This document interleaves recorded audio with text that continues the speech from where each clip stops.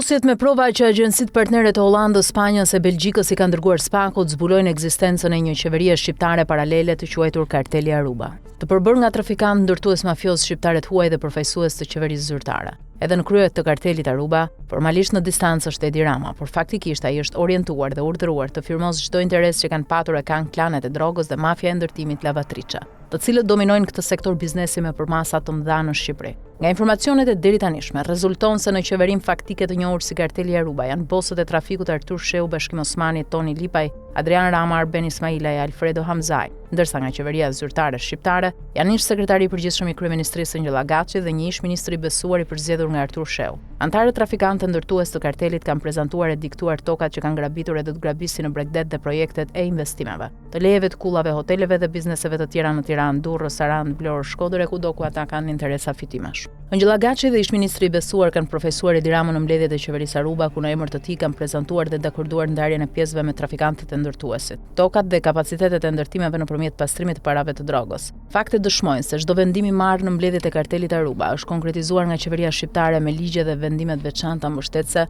për grabitje e dhurim sipërfaqe, tokash dhe akte normative të prezantuara nga kryeministri Edi Rama si gjoja zhvillim ekonomik për vendin dhe mirëqenien e popullit. Sipas regjistrit të vendimeve të Këshillit Kombëtar të Territorit, Agjencisë së Zhvillimit të Territorit, Komitetit e Investimeve Strategjike dhe Korporatës së Investimeve, rezulton se në 7 vitet e fundit vetëm në Tiranë janë dhënë leje ndërtimi për 83 kulla, hotele dhe 57 komplekse pallatesh banimi e komplekse vilash. Ndërsa në vijën bregdetare dhe në 12 qytetet bregdetare nga Ksamili deri në Shkodër, kryeministri Edi Rama ka dhënë 435 leje ndërtimi për komplekse vilash, pallatesh, resortesh, hotelesh e kulla, përveç 92 lejeve për ferma e biznese fotovoltaike në toka shtetërore falas. Ministri Edi Rama, si kryetari i Këshillit Kombëtar të Territorit, vazhdon të firmos leje ndërtimi pas zbatuar ligjin për verifikimin e burimeve financiare, sepse mos verifikimi është marrëveshje e tij me antarët e kartelit Aruba, të cilët kanë injektuar miliarda euro droge në aktivitetin ndërtues të oligarkëve. Një nga skemat e pastrimit parave që u bllokua nga SBA ishte ligji për amnistin fiskale, që prezantoi 4 vite më parë Edi Rama, sipas të cilit çdo person mund fuste në Shqipëri 2 milionë euro pa deklaruar burimin e tyre. Madje do të ndalojë me ligj hetimi nga drejtësia. Skemat e pastrimit parave në Shqipëri Edi Rama i ka mbështetur me propagandë, ligje, vendime e krime agjensish, korporatash dhe bankë shtetërore, shoqëri aksionare e banka private të paras elektronike të licencuara për grupet mafioze izraelite, malteze, ruse, hungareze e të tjerë, siç janë krijimi i korporatës shqiptare të investimeve, ligji për investime strategjike, projekti 100 fshatra turistik, projekti Copzat, paketa e maleve, porta e Alpeve, zhvillimi turistik i hapësirave të porteve detare e të tjerë. Nëpërmjet tyre janë grabitur toka shtetërore e private, janë dhënë leje ndërtimi, madje Edi Rama synon të krijojë lum pastrimit parave të drogës e korrupsionit edhe nën maskën e basteve online e kultivimit të kanabisit.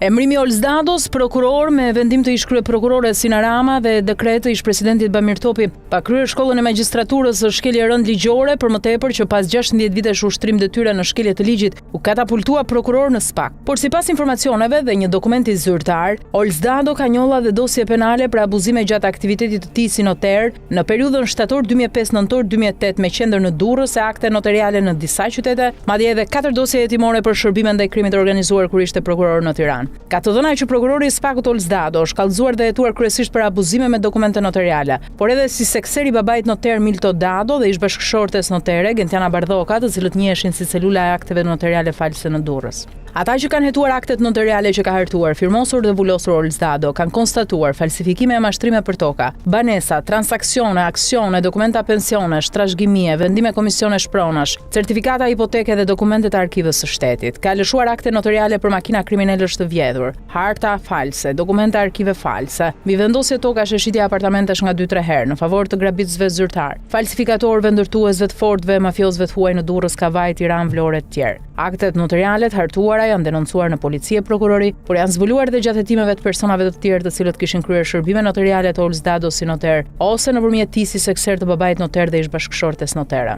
Ai bënte notarizime dokumentesh false të paligjshme, jo origjinale, fotokopje që u duheshin grabitësve të tokave, ndërtuesve, kontrabandistëve, biznesmenëve të çdo lloji, falsifikatorëve të kadastrave, bashkive, komisioneve të pronave, arkivës, kriminalëve, emigrantëve, avokatëve, pazargjinj në vitet 1996-2008. Si adresë zgjidhjeje për akte notariale në shkelje të ligjit ishte Olzdado, ose si quhej Çuni Miltos në rolin seksert e babai dhe gruaja noter, ndërsa gjatë viteve 2005-2008 si noter vet. 3 pyetje për hetimet ndaj Olsdados. Si dhe nga kush u bën nul dhe nuk janë regjistruar si dosje hetimet për Olsdadon dhe kush ka zhdukur nga arkiva e noterëve në Ministrinë e Drejtësisë dosjet e tij të zeza notariale. A ka firmosur Olsdado akte notariale pas datës 21 nëntor 2008 kur u emërua prokuror në Pogradec dhe a nuk ka dorëzuar dosjen në arkivën e noterëve në Ministrinë e Drejtësisë? Përse në dosjen e tij për vettingun dhe në dosjen kur u emërua prokuror në SPAK Olsdado nuk ka deklaruar aktivitetin si noter në vitet 2005-2008, por si fillim karriere ka deklaruar emërimin më 21 nëntor 2008 si prokuror në Pogradec? Por ndaj Olsdados ka pasur dhe 4 kallëzime në prokurorit Durrës e Tiranë, për të cilat është vendosur mosfillimi i procedimeve penale, megjithse një prej tyre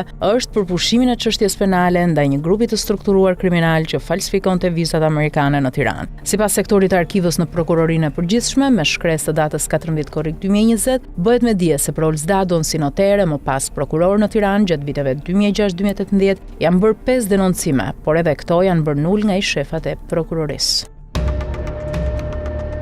Fiks një vit më parë në zbatim të aksionit për lirimin e hapësirave publike, kryeministri Edi Rama i dha urdhërisht drejtorit të policisë Ilir Prodat përjashtonte nga strukturat të gjithata punonjës policie që kishin zaptuar toka, troje, lulishte, trotuare e plazhe. Një prej pushtuesve të territorit dhe plazhit në Imar është oficeri antikrimit Vojo Peçi Vëllai, kryebashkiaku të Tepelenës e aktualisht deputeti i Partisë Socialiste Tërmet Peçi, i njohur si ushtar Karagjozi, komandantit Edi Rama. Oficeri Vojo Peçi ka zaptuar me forcë dhe ka rrethuar me gardh me tela me gjemba e port hekurit tamam si kamp përqendrimi rreth 10.000 m2 territore plazh publik në zonën e quajtur Gjiri i Fshehur, në zonën ushtarake të Porto Palermos dhe po e shfrytëzon si plazh privat. Këtë sipërfaqe bregdetare në Porto Palermo Vojo Peçi nuk e ka pronë të trashëguar sepse nuk ka lidhje me atë zonë, dhe as të bler apo marrë me qira nga pronarët e shtetit, por e ka zaptuar duke shfrytëzuar fuqinë si oficeri antikrimit dhe afërsinë e vllajit deputet me Edi Ramën. Një gardh me tela me gjemba e dhunë të fortësh në Zvërnec, që kishte leje zhvillimi, irritoi qytetarët që e hoqën gardhin, dhe prej më shumë se 3 javësh janë ngritur në protestë duke i treguar kreut të qeverisë dhe bandës së tij se nuk ka më heshtje tolerime në nënshtrim.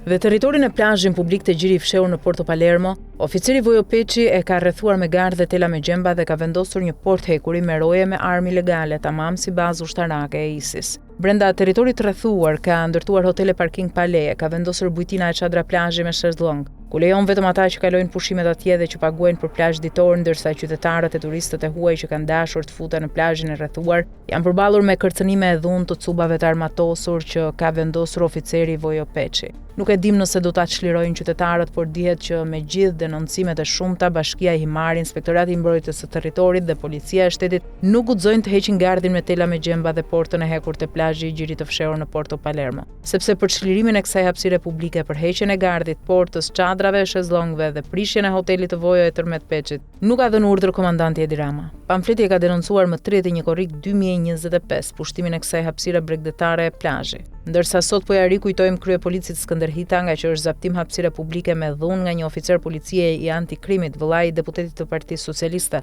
ndërsa banorët e zonës do të vendosin vetë nëse do ta shkulin gardhin dhe do të çlirojnë plazhin publik nga ky pushtues që ka mbështetjen e kryeministrit.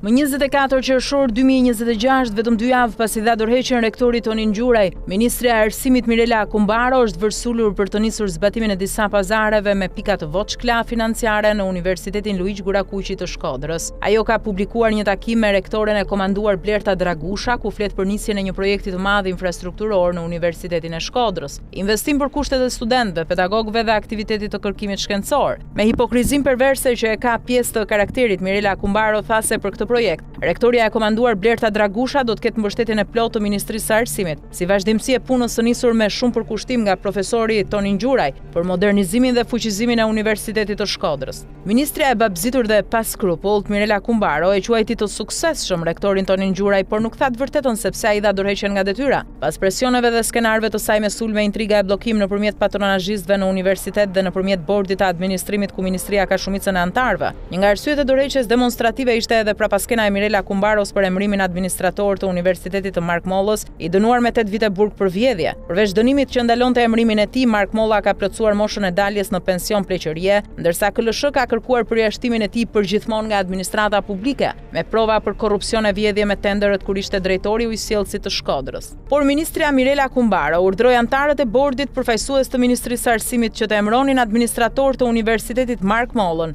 hajdutin e dënuar me 8 vite burg, të cilin e përdori kërkoi për të bllokuar projektet e rektorit Tonin Gjuraj, ndërsa tani bashkë me rektoren e komanduar Blerta Dragusha po e përdorin për të firmosur aferat me projektet e fondet. Mirela Kumbaro, që i është vërsulur grabitjes së fondeve të Universitetit të Shkodrës, është firmëtarja e grabitjes së rreth 2500 hektarëve tokë në Bregdete, zona preferenciale në Tiranë, Durrës, Fier, Vlorë, Korçë, Elbasan e Shkodër. Vito janë ndërtuar e po ndërtohen kulla, resorte, hotele, komplekse villash, pallatesh e fermash në zonat mbrojtura, parqe natyrore, monumente historike të trashëgimisë, duke i shkatruar ato kur ishte ministre e Kulturës, Turizmit dhe Mjedisit. Është Mirela e pikës së Voçkëll, që 350 hektarë që ja hoqi Bregdetit të parkut të Butrintit dhe ja dhuroi oligarkisë për të ndërtuar resorte, komplekse pallatesh, villash e porte jahthesh, ku sipas dosjeve të BKH-s, Mirela do të jetë përfituese e disa pasurive.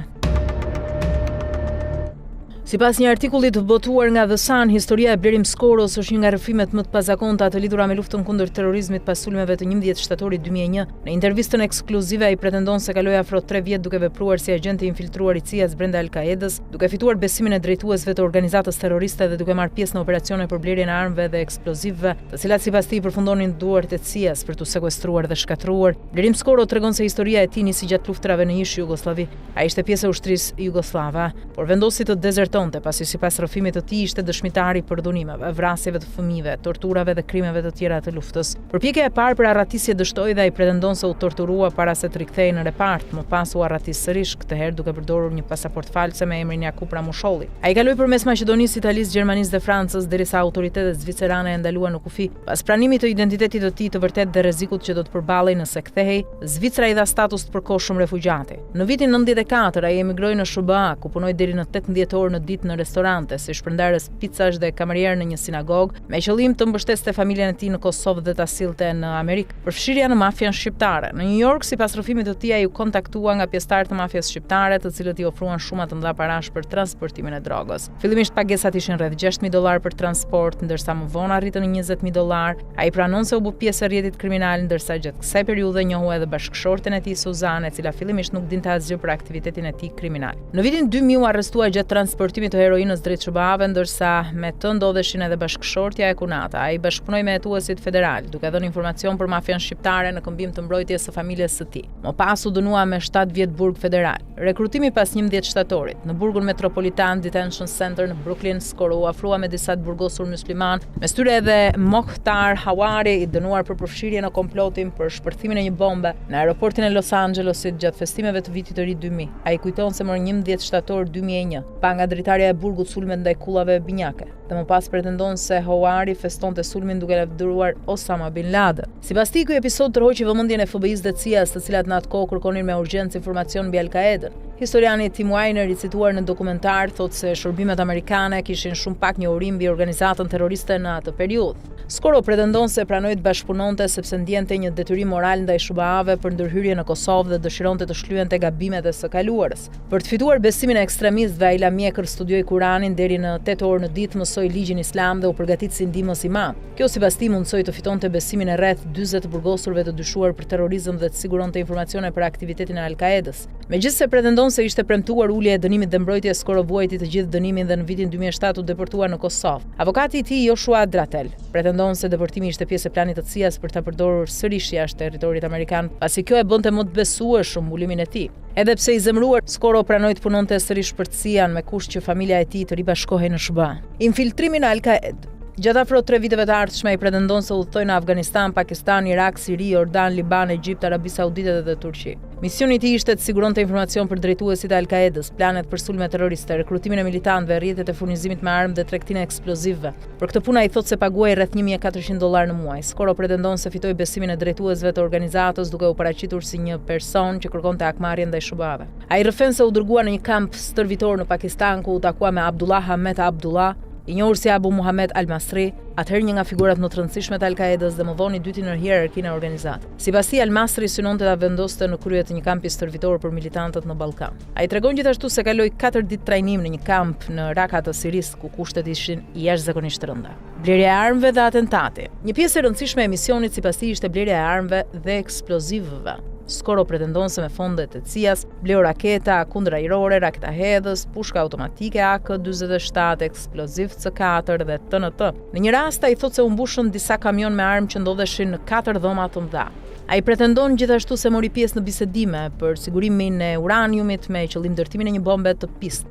Sipas tij, të gjitha armët e blera u sekuestruan më pas nga CIA dhe u shkatruan. Në vitin 2010 ai mori një mesazh kërcënues ku paralajmërohej të ndalonte aktivitetin e tij. 3 muaj më vonë, sipas rrëfimit, 2 persona e pritën pranë një shtëpie të sigurt të CIA-s dhe qelluan 4 herë ndaj tij. Një plumbe goditi në këmbë, ndërsa 3 të tjerë nuk e prekën. Ai pretendon se mbijetoi duke u shtirur si i vdekur derisa autorët u larguan. Pas 48 orësh në një spital sekret, Skoro thot se mori para dhe një mesazh nga CIA. Je vetëm, duhet të mbijetosh vetë. Ai e konsideron këtë moment si tradhtim më të madh të jetës së tij. Kthimi në SBA. Pas atentatit, ai u largua nga Kosova, udhtoi përmes Kubës, Francës dhe Kanadas përpara se të hynte ilegalisht në SBA në vitin 2011. Pas një betejë 6 vjeçare me autoritetet amerikane të emigracionit, ai arriti të fitonte të drejtën e qëndrimit në bazë të konventos së OKB-s kundër torturës, pasi u argumentua se kthimi në Kosovë do ta vinte në rrezik serioz për jetën. Sot ai jeton në New York dhe punon si shofer taksie. Artikulli thekson se shumë prej ngjarjeve bazohen në rrëfimin personal të Blerim Skoros dhe në materialet e paraqitura në dokumentin The Accidental Spy. Sipas The Sun, FBI konfirmoi përmes avokatëve të Skoros se ai kishte bashkëpunuar me byron si informator. Ndërkohë CIA nuk ju përgjigj kërkesës së medias për koment lidhur me pretendimet e tij se ishte përdorur, tradhtuar dhe braktisur pas përfundimit të misioneve.